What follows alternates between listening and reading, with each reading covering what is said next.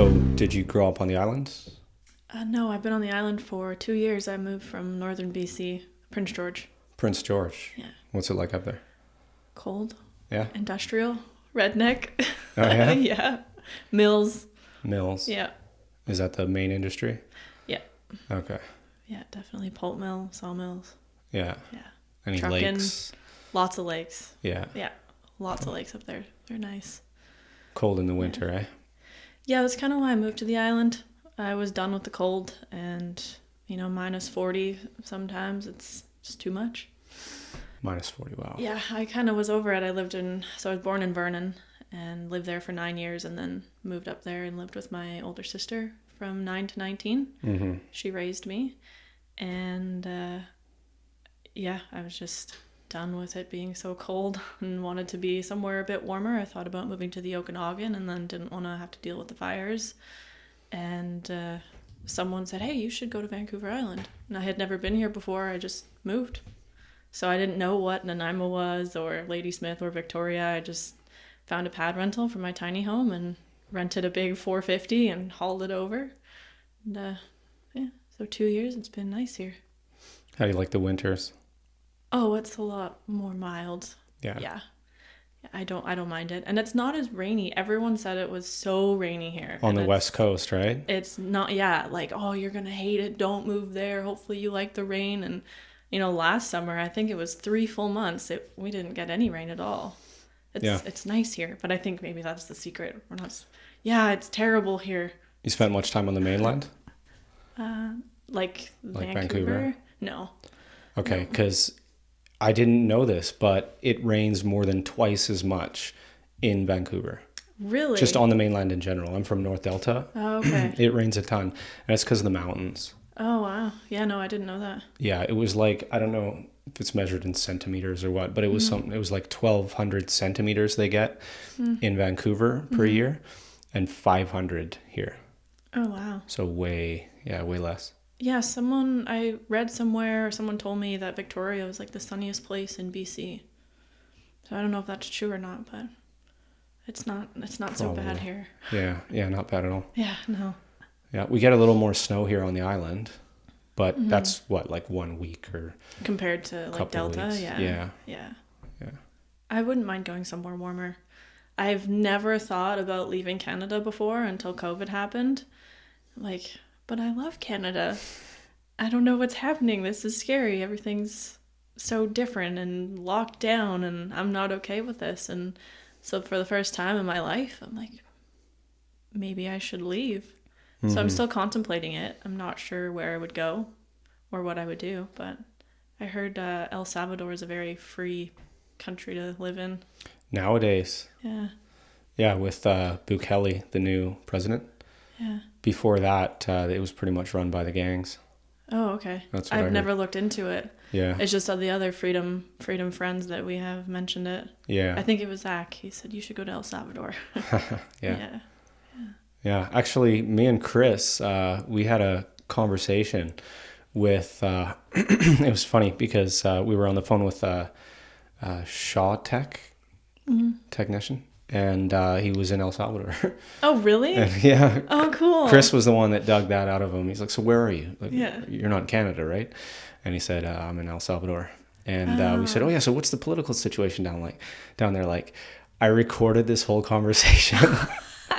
I have it as bonus content on my Patreon. Oh, cool. But it's really funny because he totally gets into... to like what he thinks about the political situation. Yeah. And it's hard to tell because we didn't really find out exactly what his politics were, but he's given us a different picture than we're getting internationally. Okay. And do you have details? Yeah. Okay. And maybe I should check out your Patreon. Well, yeah. Interestingly, Trump seems to have taken some jabs at Bukele as well, saying that he's not the great conservative leader that people say he is. He was implying that he was actually, rather than just imprisoning the criminals, he was actually shipping them to America. Oh. So I don't know, but one of the things the guy said was that they do crack down on free speech. You're not free to speak. Oh, really? Oh, I wonder why I was told there is a great place to move. Yeah, well, you know what? It might have to do with your political persuasion. Because one thing that sometimes happens is if you're, say, like, if there's a takeover in one direction, like from a communist leaning government to a right wing government, sometimes that right wing government, and of course it's the same in the opposite direction, right? Communist revolutions are some of the worst things that have happened in human history. But sometimes the conservative governments or the right-wing governments will engage in some human rights violations, like trial without or execution without trial, and sometimes persecution of political opponents. So yeah, I mean, people get killed here in prison too when the cameras mysteriously get cut in the jail cells and they hang themselves. Yeah. So I guess we kind of... Yeah. Yeah, I've heard things are... Yeah, there's messy, like, business with all that, right? Yeah. I don't know the details. Have you known any prison guards or something? Like? No, just stories I've heard. Yeah. I don't know what the right or wrong thing is with a lot of things. I think being open-minded and just taking in different perspectives is important, and then trying to come up with your own conclusion, but I don't think any of us have the answers for everything. No. Yeah. No. Have you heard of the Zimbardo prison experiment where they did a mock prison? I did. Yeah. Yeah, and the people who got the authority positions like totally abused their powers. Yeah. When it was all voluntary and they didn't have to at all. Yeah. That's the one, right? Yeah. Oh, that's crazy.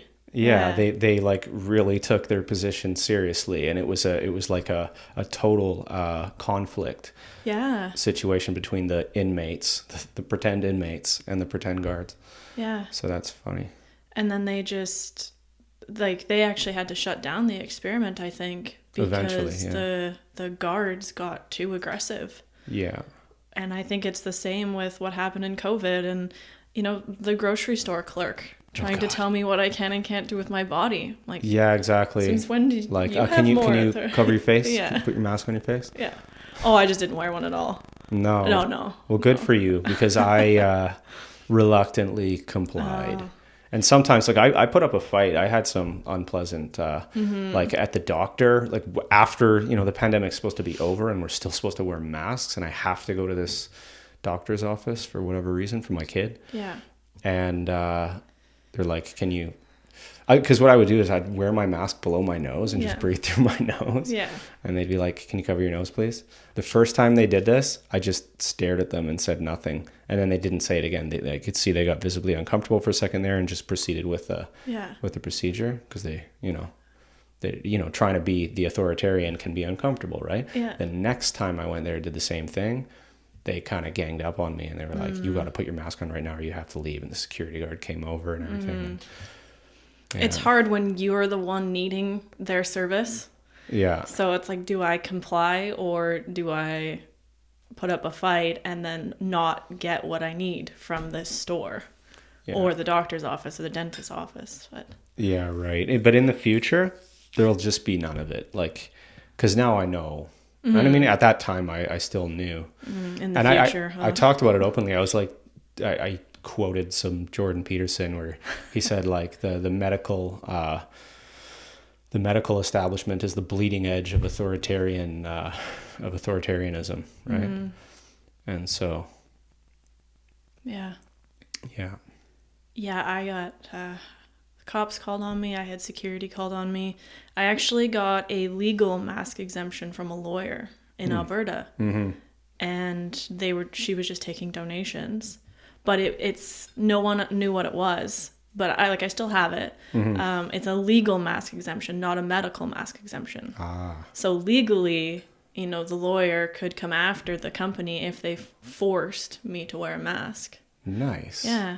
I should get that. I also got I think it was hugsovermasks.com. Oh, yeah. I got a medical exemption card, even though it's wasn't, but they don't need to know. Yeah. Yeah. Yeah, I would do all that. There's going to be no complying from now on. That's good, yeah. Because you know that they're planning another pandemic. Oh, yeah. COVID was just the beginning for sure. Yeah. Yeah. They brought that pandemic preparedness plan, the Pandemic Preparedness Act. I haven't heard about it. Yeah, it's like C-293, Bill 293, and that's what it is. Mm. So it's basically we give up our sovereignty as a country, and then you just like, who are these people that are signing this bill? They're all beholden to these globalists. Like they literally just say it, right? The COVID-19 is a great reset plan. Yeah. Totally. The leader of the World Economic Forum wrote the book. Mm-hmm. So the Great Reset, and they got you'll own nothing and you'll be happy on their website. Yeah. Right, like. Just it's on who the exactly? Website? Yeah. Really? Oh yeah, it's on their video. They got a video, and it's like this smiling person, and they're like, World "You'll Health. own nothing." And WEF, the World Economic Forum. Oh, okay. But still, they're all connected. These globalist organizations, right? The WHO is guilty of so much, like really mass murder. Oh yeah. Yeah. I'm gonna have to edit that out for YouTube. Well, they censored me, but it was fair enough because my friend totally gave like an inaccurate number for how many people the COVID jabs have killed. Oh. But you can't say, I don't think you could say that they've killed anyone. Maybe they would let you say that because it's obviously true. Like on YouTube? Yeah, on YouTube. So I got dinged for medical misinformation. Wow, so they must have AI like on that right away, going through do. all the videos, listening to words and stuff. Yeah. Crazy.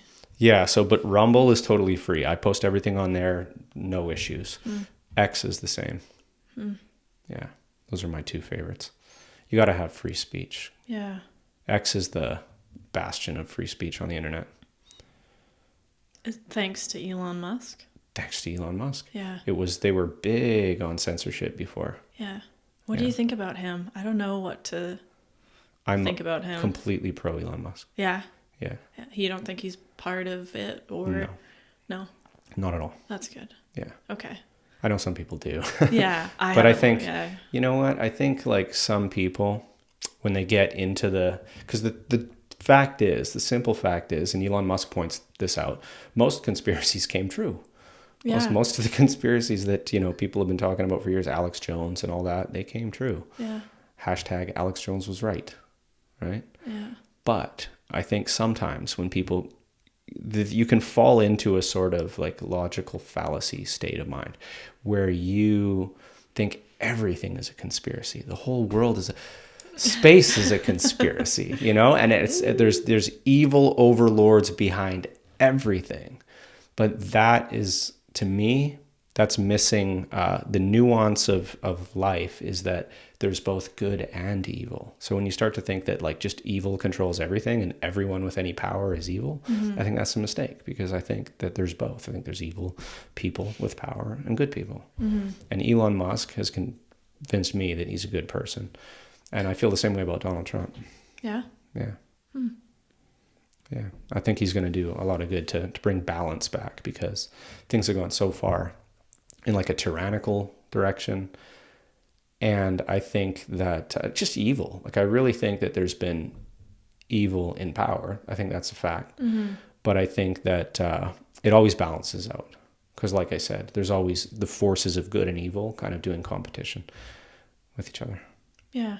Yeah, I haven't looked too much into Trump. I try to avoid politics, and I don't know which party is which, and I've chosen to not educate myself on it. I don't know if it makes a difference. Like, I do think Trump winning is probably better than the woman. And Kamala. Yeah, the woman.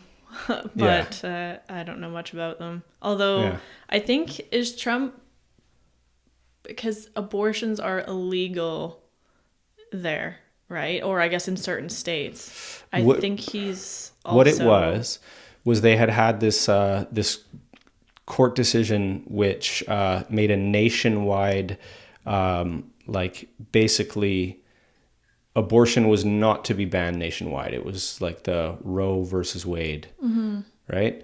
And so it was a federal level like abortion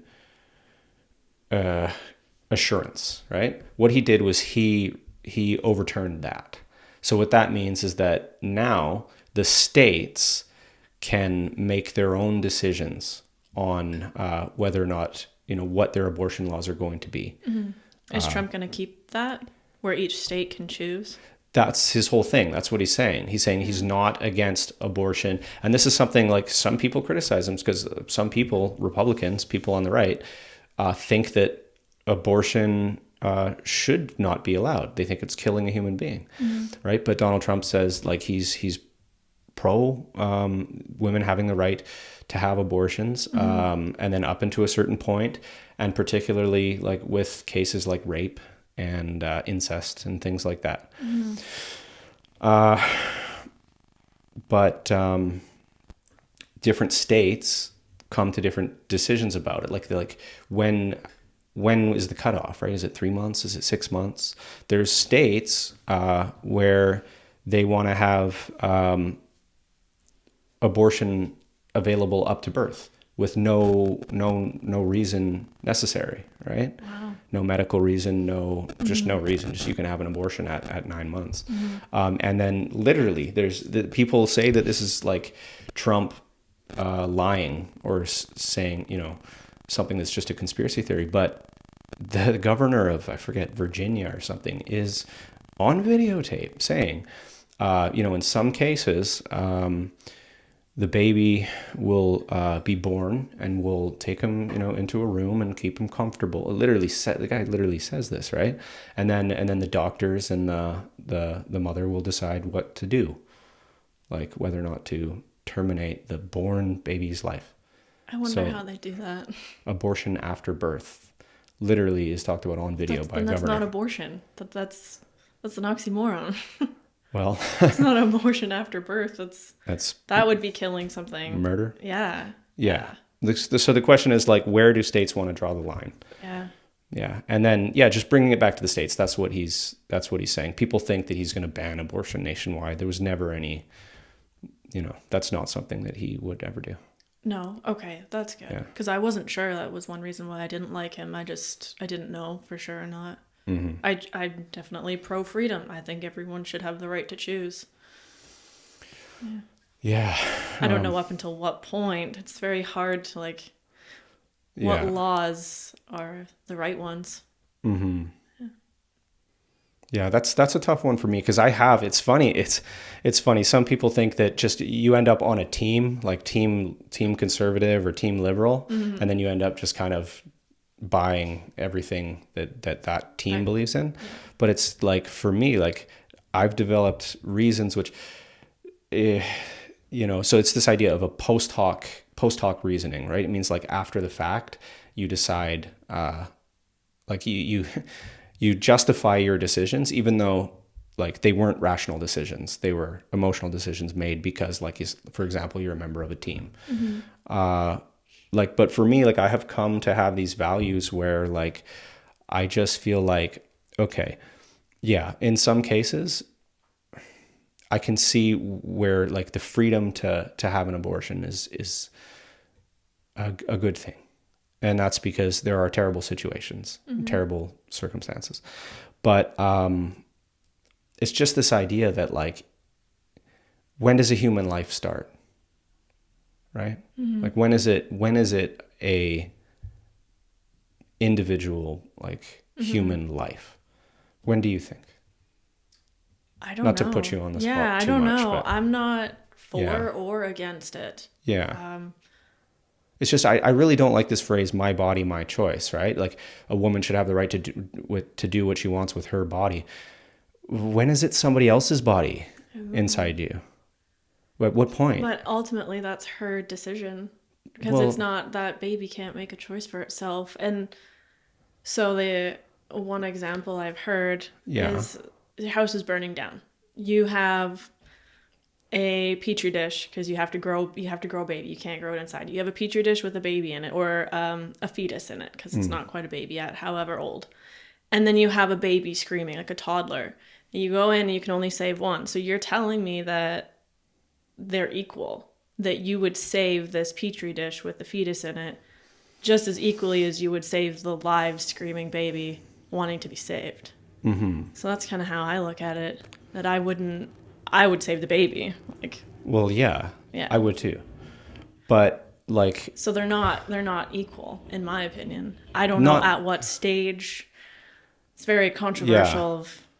So, but like that would be the type of scenario where like, if there's a medical reason, like it's like save the mother's life or save the fetus's life or whatever, right? Save the baby. Yeah, you have to make difficult decisions, but like when it comes to there being no like life or death reason, then it's like at what point do we say, well, this life does have value, right?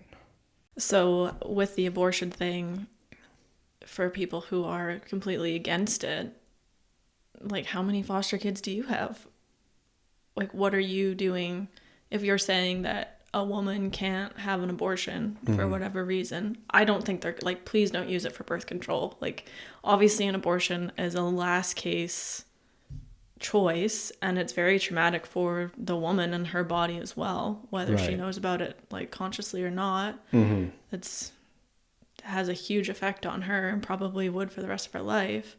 Yeah. So don't just go have abortions for fun kind of thing. But if you're saying, or someone, not you specifically, but if someone is saying you can't do that, don't have an abortion, like I'm completely against it, what are you doing if that kid is born? You know, how are you supporting all of the foster kids in the world that don't have homes, that end up on the street, that end up, you know, homeless and a drug addict? And right, is that if a woman who's on the street becomes pregnant and her child inevitably is going to go down the same path, you know, it could be alcohol, like what's it called when fetal alcohol syndrome? There we go. Yeah. Or a drug addict as a baby, and that's going to happen because she's not going to get better. People who are against abortions are saying that she should still have that child, even though that child's going to struggle their whole life. And like, that's in a situation, I think an abortion would probably be a right decision. Mm-hmm. I think like one of the, I heard some, you know, Congress conversation where someone was saying, you know, Trump will ban abortion. And then they said, so are there any states that have banned abortion? And just the answer was no. Like there's never been a state that says absolutely no abortions allowed. Yeah, there has. Has there? Yeah. Oh, where? Oh, yeah. I don't know where. Okay. But yeah, we'll have to look into it after to find out what state. Probably misremembering that. But oh, yeah, no, that's a thing. Yeah. Okay. And that you weren't even allowed to go out of country to get an abortion done. Like out of state? Yeah, you couldn't leave to get it done. That was illegal as well. Huh. Yeah. Yeah. That's the thing. Okay, so states do ban abortion. Yeah. Yeah. That's one topic. Another's like makes me think of like circumcision and why that's still a thing. I feel very I don't know why, but I feel very passionate about that. Why are we doing that today? Like 80% of European men are not circumcised. They're just natural. Like that's what you're born with. Yeah. So I don't know. How do you feel about that? Oh, I've heard different takes on it. So I can't remember who was saying it. I think Jack Black was saying like you have more sensation if you're uncut. Yeah. Oh yeah. Like there's thousands of nerve endings on the foreskin, the tip of your penis. Right. Yeah. Yeah. He said, why would you want less cock? Yeah. Less pleasure. Well, that was the point of circumcision. We don't actually know where it originated from. But as far back as like the Bible. Yeah, religious reasons, really. Yeah. And it was to try and prevent premarital sex. Interesting. Yeah, so if we cut the tip of your penis off and you have less pleasure, somehow you're not going to have sex before marriage. Yeah. Yeah. So I debated this. Yeah. I shouldn't talk about this. But so Oh. Anyways, there's the debate about like whether or not, it's a good thing. Okay. And yeah, because you have a son, right? yeah. And so one of the arguments, great. Sorry. But one of the arguments was that it's hygienic. And so it's taking a shower and like properly washing it as a parent for their child. Fair enough. Yeah. But, and then I heard of an adult who had to get a circumcision as an adult for reasons of like infection or something. I have heard of that as well. Yeah. Yeah. That it does, sometimes it does happen as an adult, has to, but yeah. I think for the most part. Don't cut kids. Yeah. Leave them alone. Right? Yeah. Just like with all the other things happening in the world, just leave the kids alone. Right. Yeah. But I like to understand both sides of something before I form a full opinion on it. Like, I don't want to be biased just because I'm emotional about how I feel about something. I try and think about things logically. So I like to look at both sides. And I decided one day to look up YouTube videos of circumcision, and they have to like mute the audio because the kid's screaming so much. And even just watching the animated like surgery, it's terrible. Like, it'll turn your stomach. So I'm like, okay, I think actually watching it is well enough reason not to support it. Yeah.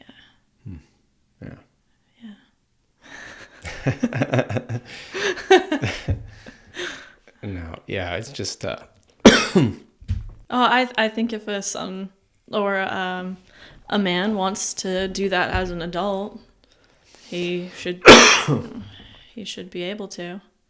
Right. It's child mutilation. It's like this whole transgender, double mastectomies on teenage girls and stuff. Similar sort of thing. Like, wait until they're mature enough to make a permanent decision, right? You don't let girls get tattoos or vote or anything below the age of 18, right?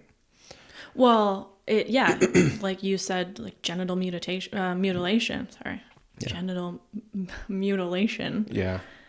We're so against it for females because that happens in other countries. Yeah, I heard that's more barbaric, and it's like literally they cut the clitoris off and then they don't experience half as much sexual pleasure as they otherwise could. Yeah. Yeah. But why are we so against that for girls, but it's totally accepted in society for boys? Why is it different? Well, like, if it is the case that you lose more than half of your ability to experience sexual pleasure for life, I can't imagine that it's the same for male circumcision. Like, maybe pleasure, what doctor was like, yeah, let's do this, let's. Yeah. Why is that allowed anymore? Unless it's for medical reasons. I think, to be honest, yeah, like some people, like I said, the modern argument is that it's more hygienic. It's like safer in terms of infection and keeping it clean. That was way back when you had a bath once a week. Mm-hmm. Okay, great. Thankfully, we have clean running water every day in our house that we live in. As long as you encourage good hygiene, right? Yeah. Yeah. Of course. I mean, as a baby, that if you have a baby, that's your responsibility to keep a kid clean. Yeah. And then once they get old enough to do it themselves, though, you know. Check, of course. Check. Yeah. Check in on them. That's a big job. Yeah. My name is Kayden. On Instagram, I'm known as duchessdiesel. And that's all I got. Yeah. Yeah, I noticed you have a lot of followers. Yeah, that just happened naturally.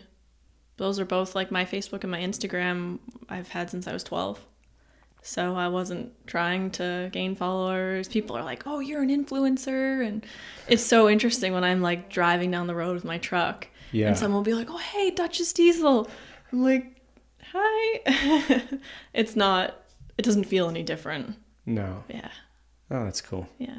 I do daily quotes every morning for the last 4 years, almost every day. Oh, wow. I post a quote on my stories. So today's quote is, great thoughts speak only to the thoughtful mind, but great actions speak to all mankind. That was Theodore Roosevelt. Wow. So it's kind of... Yeah, so actions speak louder than words. Yeah, exactly. Yeah. And actions and words should align. Uh-huh. Yeah. Don't be a hypocrite. Right. Yeah. Yeah. Like, for me, I say I love animals, and therefore I don't eat them. Where a lot of people say they're animal lovers, but then still choose to eat their dead bodies. So I'm like, maybe you're a pet lover, but you're not an animal lover. Yeah. Yeah. So I'm vegan. So how is that? Is that good? Yeah. How's the food? How's the food? I mean, it's lettuce. That's all we get to eat, or grass sometimes. Yeah. A little bit of dirt, maybe some leaves. It's great. Vegan food. It's amazing. The last few years, even, it's just, there's so many plant-based options. Yeah. It's great. I mean, people don't know what vegans eat, but I have burgers and chips and ice cream and butter and, cheesecake, and there's vegan steaks, chicken wings, ribs. So, yeah, all kinds vegan of options. Chicken wings and ribs. Yeah. Yeah, no, I was actually, believe it or not, vegan for a year. Oh. And but if you were plant-based for a year, because if you were vegan, you couldn't actually go back to, because vegan is a lifestyle, right? Oh, not a diet. I was definitely plant-based, okay. But I called myself a vegan. Yeah. I didn't eat honey and all that stuff, okay. Yeah, just like awesome. Animal products, like straight out. Yeah. But yeah. So what happened? Oh, it's what was your personal experience with that? Why did you go plant-based and then? Okay, so the first thing was I became a Buddhist. Oh, yeah. Yeah, when I was 19. And so I started learning about Buddhism. I heard some monks talking on the internet, and I thought, wow, this is wisdom. Yeah. So I decided I wanted to be a monk. Okay. I'm always been pretty adventurous, right? So I ended up I wanted to attain enlightenment and really so I went to a Buddhist monastery when I was 19. And it was meditation, really, deep meditation. I learned some crazy stuff. But then, the Buddhist philosophy is to not do harm to any living being. And some Buddhists are vegetarian, vegan even, and some Buddhists are not. The particular tradition that I was in was the Thai tradition, and very few Thai people are actually vegan. But a lot of the Chinese Buddhists and the Tibetan Buddhists are vegetarian. And so after I left the monastery, I didn't end up becoming a monk, but I kind of lived like one for about 3.5 months. And then came back and decided at one point. So it was really crazy because, the lifestyle that I lived for that 3.5 months was so different from what I was used to, that it was like a culture shock being there, but then it was a culture shock being back in my own culture. It was transformational, right? The stuff that I learned there, there's just the way of life was so different. And then so I still saw my old friends that, I went to high school with, and every weekend pretty much, but I found it difficult to just kind of get back into life. And so I never really stuck with a job for a little while. I was kind of just finding it hard to integrate. It's like going to war in a way, maybe. But so anyways, I eventually ended up working in a organic grocery store. I don't know why I got into health food. That was something that happened earlier. So I used to smoke and smoke weed and drink a lot and stuff. And so there would be times where I decided I wanted to get healthy. This was before I ever went to the monastery. And the way I would do that, I would quit everything, but I would replace it with healthy habits and exercise and yoga and working out. So yeah, anyway, I was working at an organic grocer, and I met a girl, and we started dating. And we just both decided together to go vegetarian. We went vegetarian for 2 months, and then we switched over to vegan. Okay. Yeah. just because like learning about like the dairy industry, like what made you want to cut out dairy as well? Because a lot of people are like, okay, I understand vegetarian, like I could see myself going vegetarian, but vegan, like, oh hell no, like that's way too extreme. Yeah. So what did you learn about the dairy industry? Yeah. Switch to vegan. Or just okay. for health reasons, because I mean, dairy is for a baby cow. Uh-huh. Like we're the only species that drinks another species' breast milk alone, and then also as an adult. Like no other species drinks milk as an adult because it's meant for babies. Mm-hmm. Yeah. Yeah, I remember. Yeah. I remember that. And so why? It might just be because I ended up working in a vegan restaurant because cool. I was looking for. In Delta? No, it was in Vancouver. Oh. So I was living in Vancouver at the time. Okay. Well, yeah. The Lower Mainland, yeah. Yeah. To me, like from being in northern BC, Vancouver is all of it. Yeah, pretty It's much. hard for me to differentiate. Like we just call it Greater Vancouver. Okay. And even though I grew up in North Delta, if I'm talking to anyone from anywhere else, I just say I'm from Vancouver. Vancouver, yeah. Yeah. So I got a job at a vegan Buddhist restaurant. That's so cool. Yeah. Huh. But to me, that's cool. But first, I got a job at a non-vegan restaurant called the Nom, which is like the oldest establishment. It's from literally the hippie days. It's been there ever since, and it's owned by these two hippies. And it's just a really cool place. Like they said that they had opportunity to expand and, open new locations. They never wanted to. The Nom is just like this crazy place that has its own like life to it. And it's got like, their food is incredible, but, and they have vegan options, but I ended up from there. Am I wrong about this? Yes, I am. So I worked at the vegan one first. Okay. But anyway, I guess that just kind of put the idea in my mind. And then, maybe I heard somebody say something about how like vegan is actually healthier. I think that might be. There was this guy, Michael Clapper. Mm-hmm. You know that guy? Yep. Yeah. He says vegan's actually healthier. Oh, yeah. Yeah, the tall, skinny guy who used to work on a dairy farm. Yeah. Yeah, I met him at Veg Fest this year. Oh, cool. Yeah, because Nanaimo has had 2 Veg Fests now. Yeah. And he was a speaker there. So it's very cool meeting him. Nice. Yeah. Yeah, so I did vegan for 2 months non-vegan, 2 months vegetarian, and then 10 months vegan, normal vegan, and then 2 more months on top of that, raw vegan. Yeah. Did you ever try that? I haven't tried raw vegan yet. Huh. No, I would love to. It's one reason why I'd like to live somewhere warmer. Like if I ever leave Vancouver Island, it'll be somewhere tropical where there's like fruit growing on the trees that I can pick, and being a raw vegan is definitely a goal. Yeah. Yeah. Yeah, and I actually ended up doing fruitarian. Oh, cool. So later you know in about my that. life. Yeah. Okay. Yeah. Yeah. Do you know about Dr. Robert Morse? I love Robert Moore. Yeah. Okay. That's so cool that you know about him. Yeah. That event that we went to, there was somebody and they were just eating oranges. Yeah. Who was that? They were doing that because someone got a cancer diagnosis. Oh, yeah. And then I said, "Do you know about Dr. Robert Morse?" And they said, "That's why we're doing it." Yeah, that was my friend. Okay. Yeah. Yeah. Yeah, I did a 17-day orange juice fast a couple months ago. See, you were fruitarian for 17 days.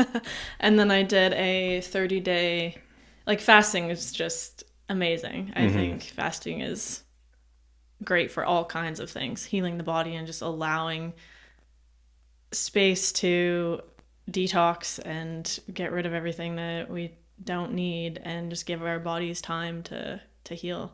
No, it's true. Like Yeah, I like fasting. Some people don't believe in it. But yeah, I did a 30-day fast. I had it was mostly water or lemon water, but I did have a little bit of fruit, mostly grapes, some oranges. Yeah. So that was also like 2 months ago. Wow. Yeah. Yeah, no, it's real. Like whatever people say, it is. It's detoxification is a real thing. Mm-hmm. Well, when we're like constantly eating these heavy foods, and our bodies don't have any time, like we're always digesting, like 24/7, right? Like breakfast, lunch, dinner, always snacking, always eating. Yeah. And then we stop and we give our bodies a break. it can actually start, instead of the energy that our bodies are using to digest the food, it can then use that energy to start to heal parts of ourselves. So it's not just all our energy going to digesting these heavy foods. So taking a break, even like a 2-day even a 1-day water fast or a dry fast, it's very beneficial. Yeah. Yeah. 100%. I think it's funny that people say we can only live 7 days without food and 3 days without water. That's such bullshit. You've heard that, right? Yeah. That like most people, I think, believe that. Yeah. No. There's I was in a house in Thailand with a guy who was doing who did 11-day dry fast. Dry fast, nothing. Yeah. Sometimes they don't even shower. And I bet you if we message him right now, he'll say, I ended up doing a 19-day. Yeah. Like, you know. Yeah, I've seen 21-day dry fast where like consuming nothing. Yeah. I did 36 hours of dry fast. Yeah. Yeah. And then after you're like super thirsty. You have to do it properly because don't just go from eating cheeseburgers every day to a dry fast. Nothing. That's not you'll get sick. You can die. Someone did die. You can. Yeah, they did some. I don't know if he did a dry fast or a water fast, but it was for an extended period of time. And then he broke it eating cooked potatoes, and just all the starch. It turned into glue. Yeah, he died from it. So you have to kind of know what you're doing with fasting and research it. But if you know Dr. Morse, that's really cool. Yeah, you know, when I was studying psychology in university, and just stuff that I saw after like having studied Dr. Morse, it all checks out, right? It's like we're just starting to understand that the lymphatic system is actually the body's sewer system. Yeah, and our immune system. Well, it's the immune system, but that's what they say. But what they don't realize is it's literally a sewer, right? So like your body is a giant city. And every cell is a house, and that cell, you know, that house has, you know, people living in it. No, whatever. It's a cell, but it needs to eat and it needs to excrete. And so the idea has been that, you know, the blood, the capillaries and all the blood vessels, they deliver the food to the cells, and then the cells excrete into the blood. Right? Our cellular waste. The idea that the cells excrete into basically the body's kitchen, right? But that's not how it works. It actually the lymphatic, the interstitial fluid, and then there's lymph channels throughout the body. But the interstitial fluid is this stuff called lymph, and that's the sewer. It's like you don't shit in your kitchen, right?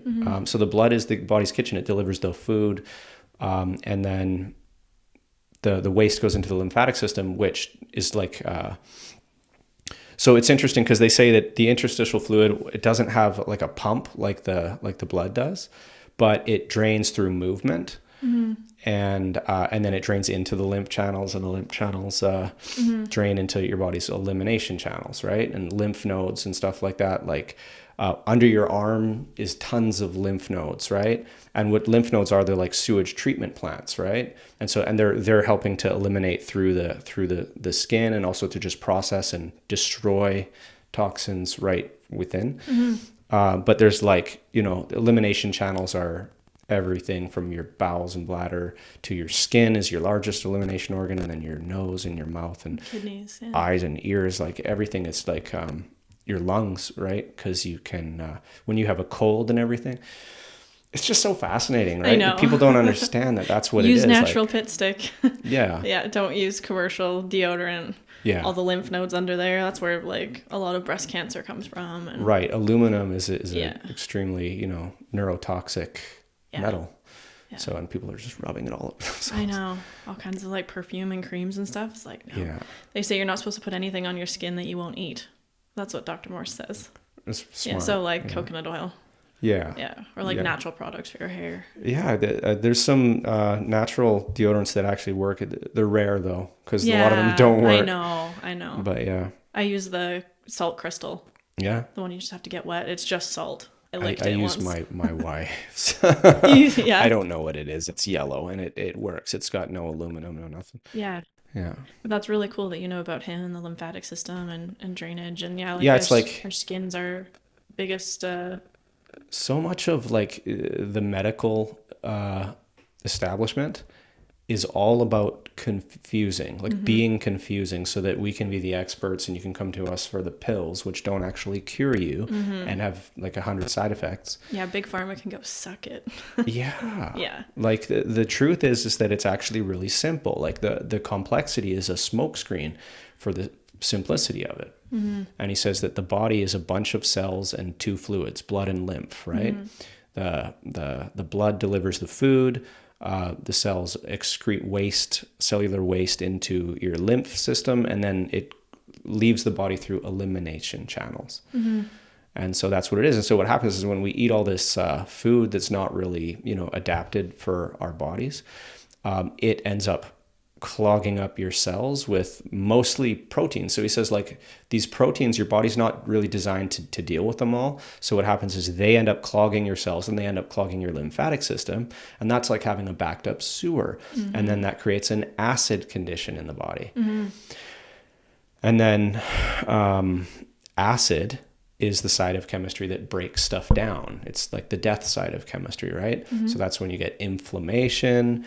And when you get inflammation, then you start to get disease. Your cells start to die in that condition. And when your cells start to die, your body has all these naturally symbiotic viruses and bacteria, right? You have way more bacterial cells in your body than you have like actual tissue cells. I don't know how much more. It's like 10 times more, something crazy, right?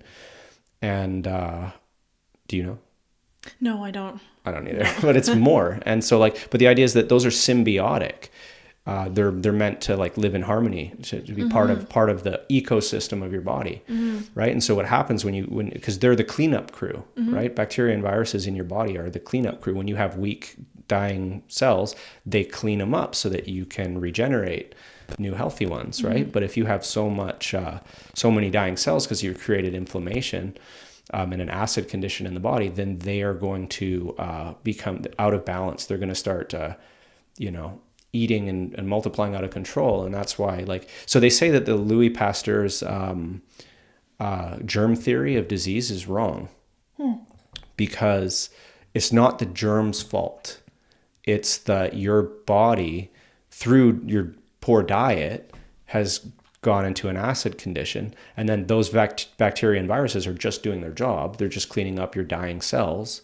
But that's causing disease because you've destroyed too many of your cells and now you have diseased tissue. And sometimes you get a cancer. And sometimes what that is you've damaged the DNA in a cell and it's started replicating out of control. That's what tumors are and stuff like that. Yeah, I agree with all of that. It's really cool that you know about it. I'm curious I'll ask you in a second why you went back then to eating animal products, because the animal proteins and like what you were saying, like clogs our arteries and like that's animal protein because our bodies can't digest it properly, as you would have researched. So what made you go back to eating animal products then? So one of the things that Dr. Morse points out is that we're a tropical species. Yes. Like we originated in the tropical islands in the, Africa, right? African, humans come from Africa. The Congo or whatever, right? Central Africa. And so it was tropical and there was abundant fruit. That's one of the things about primates is that they're all frugivores, right? Which means that they preferentially eat fruit as the staple of their diet, and they tend to eat more than 50% of their diet is fruit, right? But I think that's what humans are. So humans are. You agree? Like you agree? By nature, you know how many people would we're frugivores. Most of the world would disagree with us. I know, because it sounds bizarre because we don't eat more than half of our diet as fruit. But the point is, hardly anyone. We avoid fruit because of the sugar, right? Fruit's too high in sugar. I can't eat that. Yeah. It's like that's what our brain needs. Like those are carbohydrates. Like fruits and veggies are carbs. That's what the brain runs on. That's what all of our cells run on. I know, and our yeah. And so, but it's just that what he said is that we moved out of the tropics and we moved up into these cold, temperate climates where there's no fruit around. And then we spent thousands and thousands and thousands of years in these climates. My feeling is that because we are quite adapted, right? And one of the things, like, even though things like chimpanzees and all these other things are classed as frugivores, when the environment does not allow for a lot of fruit consumption, their bodies are adapted to eating other things. Mm-hmm. I have to pee really bad. Okay. I'll be right back. Sounds good. You're easy to talk to, which is nice. Thanks. Yeah. Yeah. Yeah. When I watch your move it like closer. Just nice and close there. Yeah. No, when I watched some of your just a little bit closer. Closer still? Yeah. You watched some of your podcast, your face was seemed very like monotone or like like flat. But now, like, in person, yeah, it's way better. Yeah. Yeah, well, sometimes it is. And that's something that that I probably picked up, like, trying to meditate at Buddhist monasteries. Yeah. Because I would be just, like, literally trying to just, like, go blank. Mm-hmm. That's, like, the Buddhist meditation thing, right? Mm-hmm. You're just watching your breath. Mm-hmm. And then you're not trying to... Really, there's, like, this kind of I don't want to say that it's anti-personality, but it's kind of anti-personality. It's kind of like your personality doesn't matter. You kind of just let it all dissolve into like just pure awareness. Mm-hmm. Yeah. Well, you're trying to leave your body, right? Like an out-of-body experience. Well, so you're not just this person in this meat suit we call a human being on Earth. Like meditations. But they say that you use your body as like the door to nirvana because you do body mindfulness. So you're like, you stay aware of the body, and particularly like the breath is the most common meditation device. Mm-hmm. We should continue with the conversation that we were having about the vegan diet. Mm-hmm. But just a quick into meditation. So like you focus on the entrance of the breath, right? Which would be like your nostrils and the sensation there. Mm. And what you're supposed to do is you're supposed to try and make your whole body still. So you sit up with your back straight because that keeps you awake. If you're like in a chair, you fall asleep more easily. Mm-hmm. And then, so you become still, and then you want to focus your attention so that your mind becomes still. So you want to find a still point, and that still point is the entrance of the breath. If your body's still, you're breathing in, you're breathing out. You're not following the breath in or following the breath out. You're just staying focused on the one single point. And they call it one-pointedness. That's like one of the factors of this state. Mm-hmm. And then when you do this, your mind is going to be kind of wandering from time to time. And then you're just supposed to gently bring it back to the breath. And then eventually you get so concentrated on the breath that every time any thought like starts to arise, you just like, instead of kind of following it up and trying to like go with it, you just let it rise and pass away and rise and pass away. And then eventually your mind does this incredible thing where it does become still. Mm-hmm. And that, like, it's just like they say, and this is real, and it's not placebo, it's not anything like that. It's this state that most people don't know about. And it's the Buddhists know about it. They've known about it for thousands of years. And it's called jhana or samadhi. And that's where you become so still that these incredible things start happening. One of them is that like you feel this well of pleasure just rise up through your body. You feel this supernatural joy, this rapture, this actual religious rapture where you're like, why? But you become still and this happens, and it does happen. It happens consistently. I need to do that. Yeah. I need to get there. Yeah. See, this is worth doing. That's one of my, that's one of the reasons I started the podcast, is because I was like, holy shit, this is a real thing. There's so much information to share. And nobody knows about this. Yeah. Like particularly that, like that state of meditation, right? So what do you think, like Dr. Morse and other people did they believe that you can live just off of air, like a breatharian? What do you think about that? And like how long for? I haven't, I don't know enough about it, but. Yeah, I'm trying to think of what I've heard him say on that. Probably like, don't try this at home, Yeah. folks. Just But eat fruit. yeah, yeah, I think he pretty much says that. Like, do water fasting, but like the fruitarian diet would be like the ideal. And I mean, he doesn't eat a fruitarian diet. Yeah. He eats like He likes potatoes Indian and food. stuff, and Yeah. and French cooking that his wife does. Yeah. Right? Yeah. Well, I think it's kind of like a mechanic. That's what I think of as the mechanic works on everyone else's vehicles all the time, that he usually has the shittiest vehicle in the yard.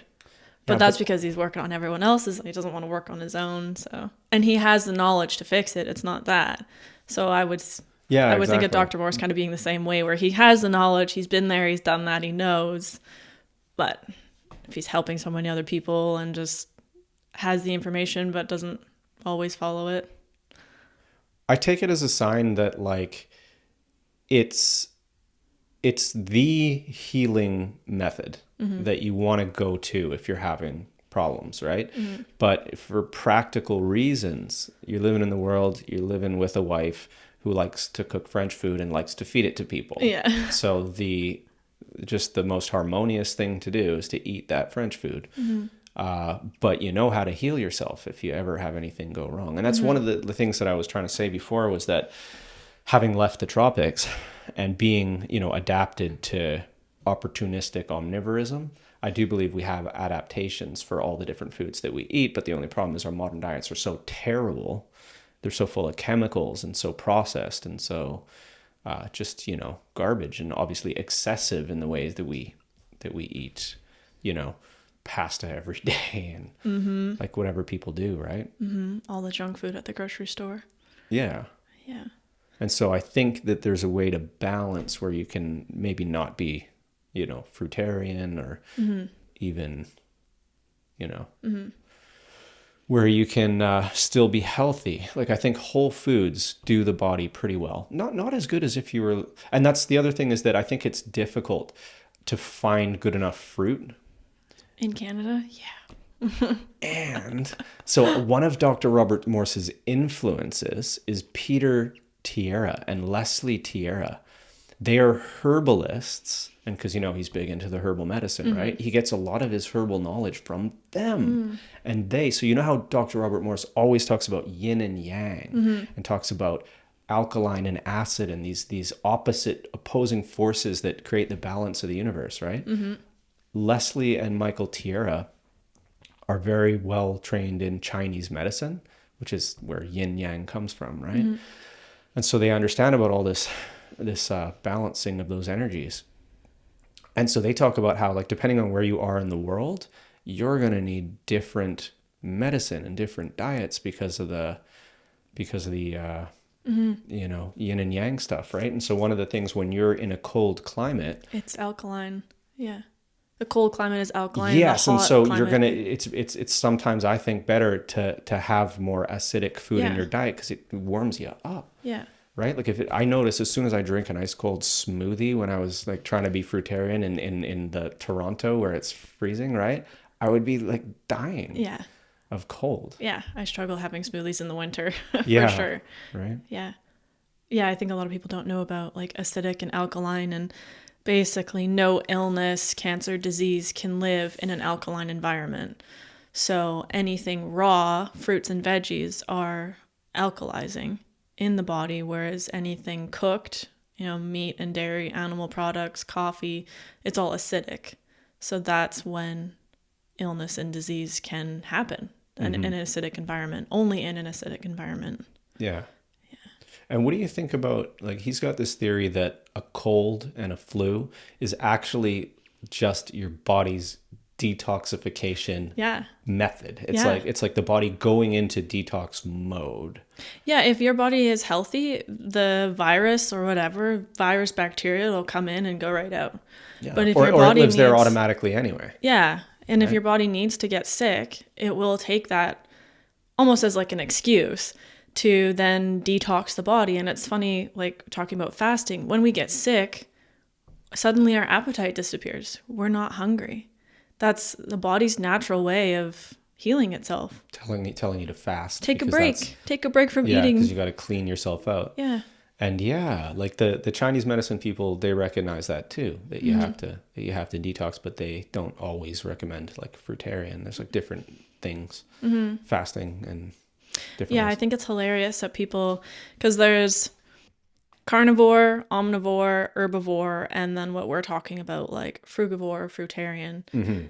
And I think it's hilarious that people think that humans are carnivores or omnivores. Yeah. So when I'm having a conversation with someone, I'll say that humans are herbivores, even though they're a step further, like we are frugivores. Yeah. But when people think that we're carnivores and have like sharp teeth, we have canine teeth. Well, they're pretty flat compared to, you know, an actual carnivore. If you look at a cat, for example, their teeth are very sharp, and ours are pretty dull.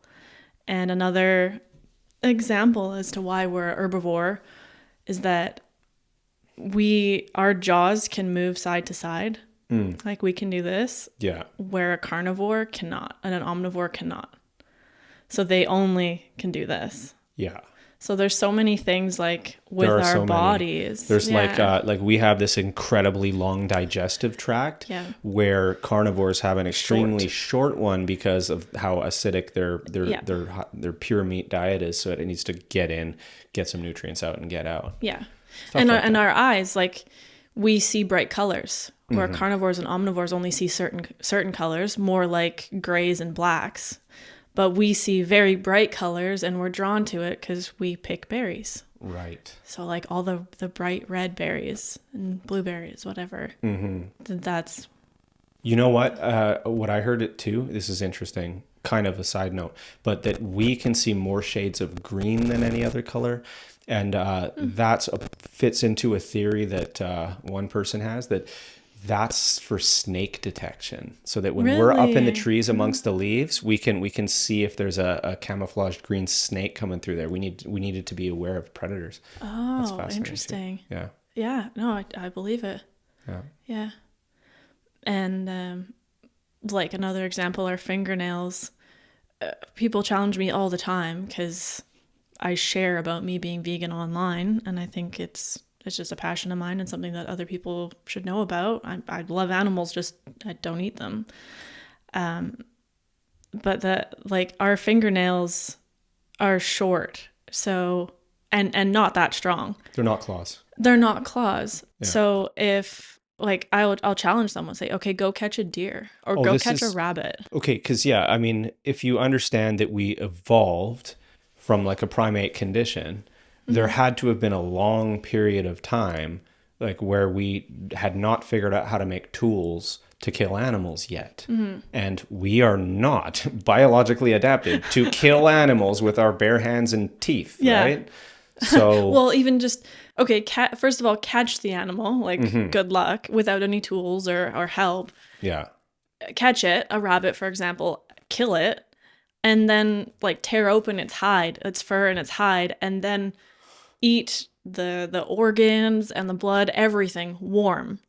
Like most people, that would turn their stomach. But if we're carnivores, disgusting idea. Yeah, if you think about it. And if we're carnivores, then we would like that. Well, we'd salivate at that if we're hungry. Yeah, we'd have instincts to kill birds like my cat does. Exactly. Yeah. Yeah. But I think most people, we want to help.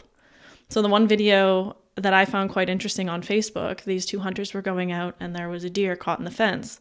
So they got their guns and their camo gear. They're like, oh no, there's a deer. We need to help it. Because it was tired. Its back leg had been stuck for however long, like a long time. It was exhausted. And right away, their first instinct is to help it. So they spend hours getting this deer untangled. It runs off. And then they're like, okay, well, let's go deer hunting. Yeah. Well, why not just kill the deer in the fence? Yeah. We got one right here. Yeah, no, but we want to help it. Yeah. So it's interesting how disconnected we are and like conditioned we are to eat animals, even though we say we love them and we want to help them. Like that's our natural instinct, is to want to help someone that's hurting or in danger. And it's the same with like small animals, like a bird or a mouse, you know, like, I mean, people kill mice because they're consider them pests in their house or whatever. But like there was this one time at the monastery, There were This these one time at band camp? yeah, there were these two ladies, and they noticed that a bird had fallen out of its nest, right? And it was this big production to like get the bird back in the nest and save the bird, right? It wasn't like there must be a nest around here. Let's eat the eggs. Let's eat the bird's eggs, right? But then they'll go eat chicken for dinner. Yeah, but like, and you know what it is? It too. It's because we have abundant food. I can't imagine a scenario where we, for some reason, as tropical species, decided to venture out of the tropics, and then we're hungry, and then that nest is, and those eggs in that nest are going to look attractive. That's a source of nutrition, right? So I can see that, but once you got your needs satiated, you no longer want to eat the eggs out of birds' nests. Yeah, for survival. Yeah, survival. I mean, that's totally different. Yeah. Oh, well, like, what about the Inuit? And, oh, okay, sure, yeah, we needed to eat meat to survive. Again, survival. Yeah. When it was just, yeah, exactly. Yeah. But, you know, we live in our house, and we have our phones and vehicles, and we drive to the grocery store, and we just pick a selection of food that's magically in front of us without us having to do anything. That we have the luxury of choosing what to eat. There is no struggle. So for me, you either choose a cruel option or a cruelty-free option. Right. Yeah. Yeah. So why did you go back to eating animal products? Having the knowledge that you have, I'm surprised. Yeah. Well, and then again, you know, I can't justify eating factory farming products because that is. But you do? No, I shop at the farm market now. You shop where? Farm markets. Oh, okay, yeah. Yeah. So you don't buy any dairy from the store? We try to buy organic dairy if we do, and I don't know. I've never been to an organic dairy farm, but what I've heard is that they are supposed to treat the animals in a more humane way. No. They still come from a factory farm. Really? Organic? Yeah. Organic dairy? Yeah. Organic doesn't make it better or more humane. Okay. The treatment of the animal but they doesn't say change. It does, though. They say that's part of the. They also show happy the cows labeling. out in fields when you're buying dairy products, and it's the total opposite. Yeah. See, that's the thing. I don't know enough. Yeah. But yeah. Yeah, I think most people just don't know about where their food actually comes from. Mm-hmm. Like I went vegetarian at 15. I would have done it younger, but I wasn't allowed to. So my sister said I needed to do more research and that we need meat in our diet. And once I did more research and, you know, I ate happy meat and local meat and game on and off for about a year. And then eventually I was like, well, I'll just deal with the consequences if I'm not eating animals because it's not worth it for me anymore. I just followed my heart and like, I love animals. Why am I doing this? And if you don't need it, like if we thrive without it. Yeah. You know, one thing that happened to me when I went vegan, and I thought, you know, I was getting my vitamin B12 from the either a supplement or nutritional yeast, and you know, trying to eat a mix of different protein sources, the nuts and the seeds and the hemp seeds and all that, whatever. But and you know what it probably is? I probably just cooked my food too much because I like caramelized things, you know, like I saute them at a high heat and get them all like brown and sweet and delicious. Probably did that a little too much. Yeah. And then what happened was I would wake up every morning with a stomach ache. And then I heard Michael Clapper, I think, talking about how some people have this phenomena called failure to thrive on a vegan diet. And so that's something that's like a phenomena that they've noticed, and they're trying to like investigate it and figure out solutions and cures. But I felt like I was having some of that. And then so that's when we decided to go raw vegan. And here's where my excuse goes out the window, because raw vegan made me feel like $100 million. Like I felt like so clean and no discomfort or pain in my body. I could run like the wind all of a sudden. Mental clarity. Oh, mental clarity. You see your colors, like more visual acuity. Your skin feels soft and smooth. Your like sensations are heightened, and like yeah, you're like, yeah, this is good, right? Less energy going into digestion. That's why you have like, your cognitive faculties get sharper and all kinds of stuff. All sorts of crazy stuff happens. The running like the wind without like, without needing to stop and take a breath and just keep going and going like that. Yeah, you're inspiring me to go raw vegan. It's a goal of mine. God, it was real. And then I started, when I did this, I was living in Toronto. So I went to work at a raw vegan restaurant. It's kind of like find the environment that suits whatever it is I'm doing, right? And so that's what I did. I went there and I kind of learned a bunch of things from all of the, high vibe raw vegans that were there. And it was pretty cool. Yeah, and there's not a lot of protein in fruit and veggies, and yet it's still enough. Right. So Dr. Morse believes, you could eat 100% rice and you'd still get enough protein. Like, as long as we're consuming enough calories, we're getting enough protein. Like, protein deficiency. Because everything has protein in it. Yeah, even all fruits, fruit and right? veggies do, yeah. They say like fruits have the exact ratio of proteins to fats to carbohydrates to water as breast milk. Yeah. Oh, wow. Yeah, so that's like... I didn't know that. Yeah. So there you go. Like, you get it from whatever it is you're eating. But the one thing that I do notice with meat is that it satiates you for a long time. Right? And that's just one of the things like in the modern world. So here comes my like actual justification. Yeah. Is that in the modern world where you're tasked with doing work, focusing on things other than grazing and eating, right? It's like you eat yourself a slab of meat and then you're good for potentially the rest of the day, right? So it's just, it's for practical reasons in terms of getting things done. Yeah. But I mean, wheat and gluten would also do, like, it's very heavy and dense. It would do the same thing. I find actually, no, that wasn't my experience. Yeah. Because when I would try doing that, I'd order like a vegetarian meal that's like a rice plate with some veggies, and then I'd eat that, and then I'd want more food, but the meat satiates fast. Like, it's the most satiating thing I find. Yeah. Yeah. For me, it's just not worth it. Like, it's still eating death. Yeah. And then you're also consuming the emotions of that animal, like the fear and anxiety and adrenaline before that animal was killed. It just... Because there's adrenaline in the meat. Yeah. Well, yeah, as it's being slaughtered.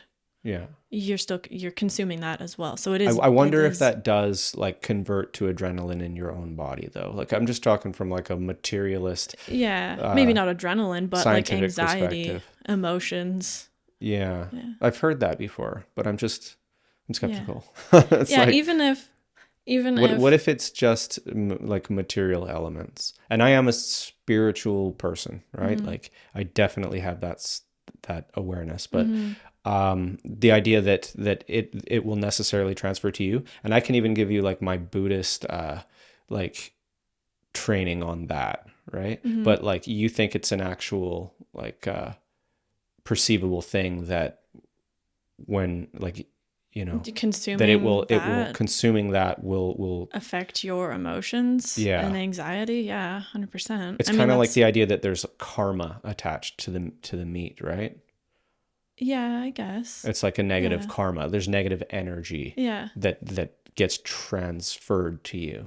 I see it as like, if there's antibiotics in the meat, then and you eat that, or antibiotics in the animal given to the animals, you're also consuming it. So I would see the same as...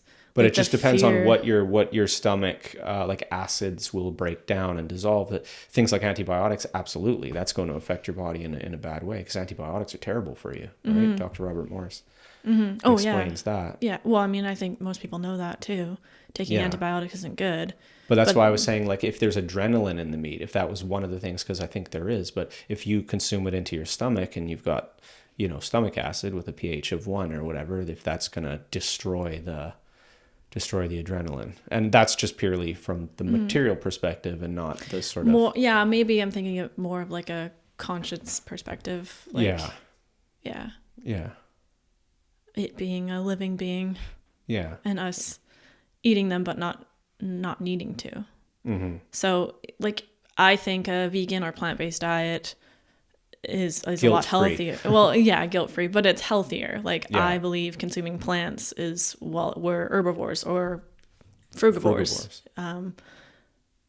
That even if a vegan diet or plant-based diet was less healthy, I would still choose that.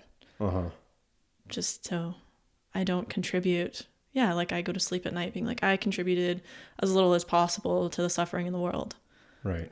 And that's what I want my actions and beliefs to line up with. So, yeah. Yeah.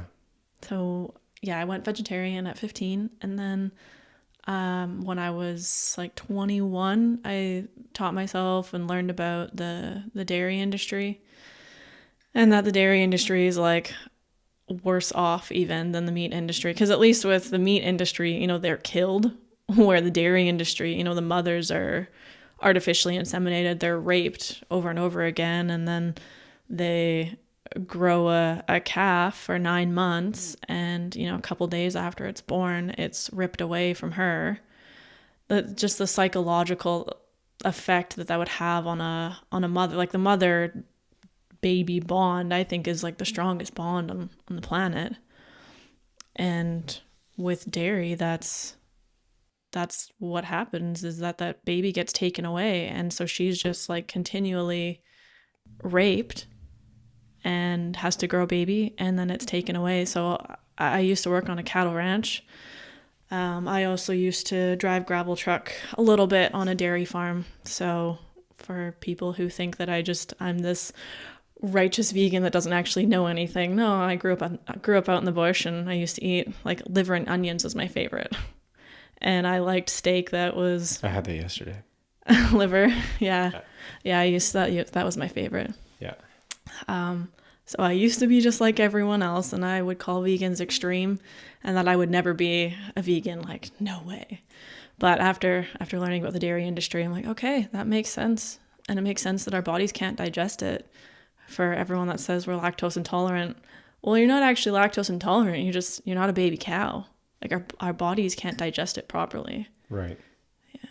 So I think a lot of people have problems with dairy, but there's so many like non-dairy options now that it's just an easy choice. If you want the dairy ice cream or the non-dairy ice cream, it's easier on our bodies and also less torture. Yeah. And like, I believe in pro-freedom, but I believe in freedom for all beings. And I think humans should be able to choose what they want to do with their bodies and their life. And I think the animals should be the same way. Like, we don't have to harm them and kill them. So why are we? It's just conditioning. Like, my parents did that, and their parents did that, and their parents did that. But if we follow our heart and question it, then it makes sense. Most kids don't want to eat meat once they find out where it comes from.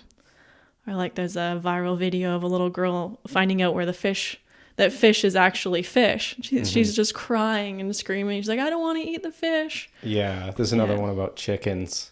Yeah. Like, who's murdering the chickens? Yeah, because they're friends, right? Yeah. We'd rather play with the rabbit and eat the apple, not the other way around. Yeah. Or when you see a cow in a field, you don't salivate. You're like, oh, it's a cow. Every time you drive by, oh, it's a cow, it's a horse, look it. Right. We don't think, that would, I'm hungry now, my stomach's growling. Mm-hmm. Yeah. You've heard if slaughterhouses had glass, like if we're made of glass, that no one would eat meat. Yeah, and we turn a blind eye, like, oh no, I don't want to watch the videos. I don't want to see what, the vegans posting.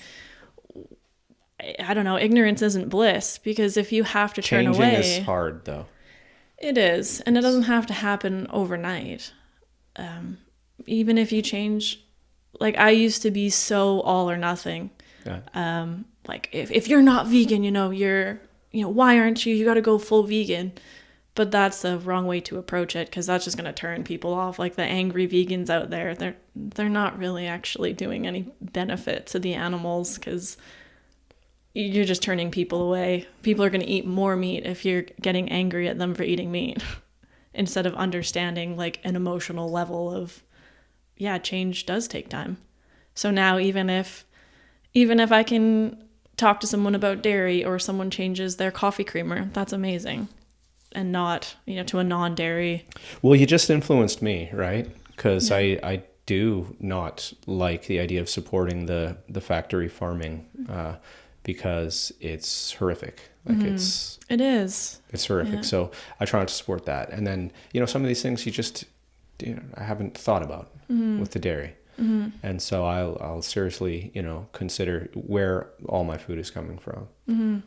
Yeah, that's great. I think we all should know. And people who turn a blind eye and don't want to know maybe what I'm posting, or they'll unfriend me so they don't have to see it, or, oh no, I don't want to watch that video, it's too sad, of a factory farm meat or dairy.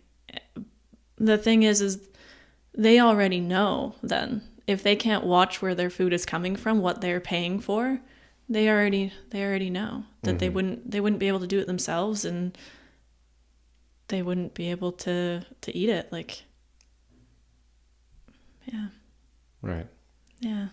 By the way, that's Sigmund Freud. Okay. And that's Carl Jung. Oh, nice. You were asking before. Yeah. I was going to ask you who they were. Yeah. Very cool. Yeah. Yeah. So when I went vegetarian at 15, I basically forced myself, like, at night in bed in my bedroom to watch factory farm videos. Yeah. And it was hard. Like, it's sad what actually happens, and that animals have no rights. And we think, like, if someone kicks a dog or hurts a dog, that everyone is against that. But all of that and so much worse happens in factory farms to these animals.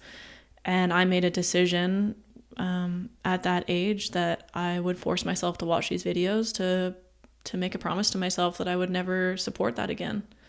And our money, what we pay for, supports that.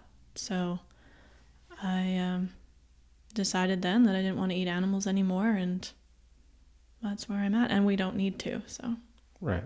Yeah. Yeah. Joe Rogan, his thing is he cannot eat factory farmed anything. He can't consume a product that comes from a factory farm, but he hunts. Mm-hmm. But he probably still eats dairy. And I doubt all it. of that I doubt it. He doesn't support the factory farming industry. That's why he started hunting.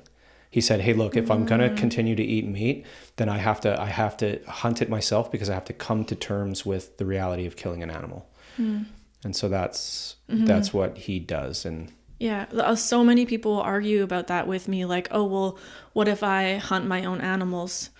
Okay, if you kill your one elk or moose or deer a year, however many most animals people don't have you enough kill, time to hunt all their animals, hunt all their meat. well, right? if they're like, oh, well, I'm a hunter. Okay, does 100% of your meat come from wild game? Like, I think Joe's does. That's good. That would Yeah. be good. I have to look into that and see. Yeah. Like, most of these guys that say this to me, I ask them, do you go to a restaurant? Do you have fast food? When you go over to a family member's for dinner, do you eat that meat? Yeah. Like, that is still supporting factory farming. So you say that you hunt all of your meat and you don't support factory farming, but you still do most of the time, just because you killed that one deer that's in your freezer. Yeah. For, however many meals you're going to get out of that, all of the other meals are still coming from factory farming. So a lot of people say they're against it, but they still support it. Yeah. And dairy comes from factory farming. So. Yeah, for sure. No, I wouldn't be surprised. In fact, look it up. Let's look it up. Yeah. Joe Rogan, does he get all of his food? Is it all wild game? Okay. Sport. That would be amazing. I think it is. Now, I'm not saying he'll never eat in a restaurant, but I think he's serious about it. He's serious about not eating food from factory farm. Yeah, I'd probably have to watch one of his podcasts. Yeah. Yeah. It does kind of talk about that, like the factory farming and him rather hunt.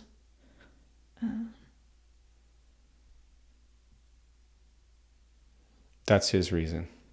Rogan maintained his stance on hunting, adding that factory farmed animals are the worst versions of what human beings are capable of. We're capable of ignoring suffering to the point where we lock them in warehouses, etc. It's horrific. Yeah. Huh. So he always cites that as his reason for hunting. He will not eat factory farmed food. Yeah, and I mean, he has the money to eat whatever he wants, so he could make sure he can have someone else hunt for him. But totally. he goes hunting all the time, I think. So he's a regular hunter. So yeah. I wonder if he doesn't eat store-bought eggs or store-bought dairy, and the only meat that he consumes is from a wild animal, then my respect for him would go up. Yeah. Yeah. Yeah.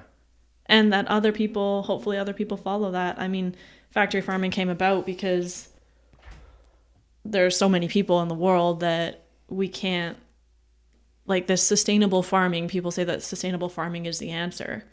There's not enough land for everyone to do that. That's why factory farming came about in the first place. Right. So for what he does, if he only hunts animals, that's great, but that's not an option for everyone. No, especially if you work 40 hours a week. Yeah. So it's easy at the store to make a choice if you want to eat meat or not, and there's so many other options out there that are amazing, and they actually taste good. Oh yeah. Yeah, vegans don't eat gross food. No. I always enjoyed my vegan food. Yeah. Well, Kayden, it's nice getting to know you. Yeah, thank you for having me on the podcast, and a little bit of conversation and some controversy, and I appreciate it.